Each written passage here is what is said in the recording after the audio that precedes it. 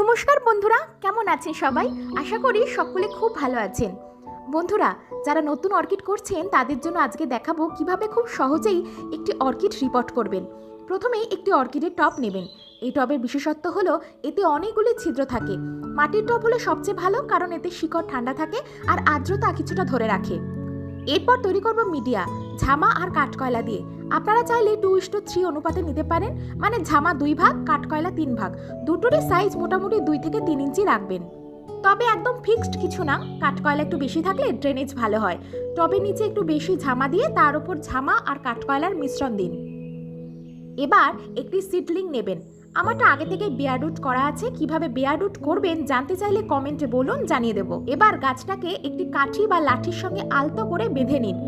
তার বা দড়ি যা সুবিধা হয় ব্যবহার করতে পারেন।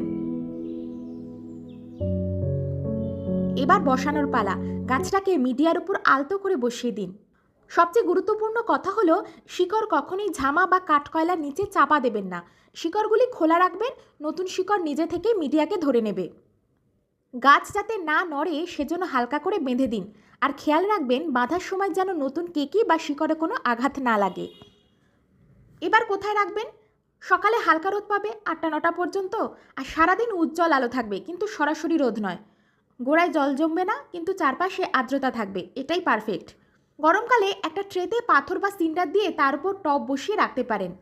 সবচেয়ে ভালো হলো একটা পাত্রে জল নিয়ে টবটা 2 থেকে 5 মিনিট ডুবিয়ে রাখুন, তারপর তুলে নিন। খেয়াল রাখবেন টবের মধ্যে জল জমে থাকবে না। শিকড় সবুজ হয়ে গেলে বুঝবেন গাছ জল নিচ্ছে। সার দেওয়ার নিয়মটিও বলিয়ে দিই। প্রথমে 2 সপ্তাহ কোনো সার নয়, তারপর এনপিকে 19-19-19 বা 20-20-20 দিতে পারেন। শেষ কথা হলো, অর্কিড চাষের সবচেয়ে জরুরি জিনিস ধৈর্য। গাছ বড় না হলে ফুল আসবে না। এখন ছোট কেকি ধীরে ধীরে বড় হয়ে একদিন সুন্দর ফুল দেবে।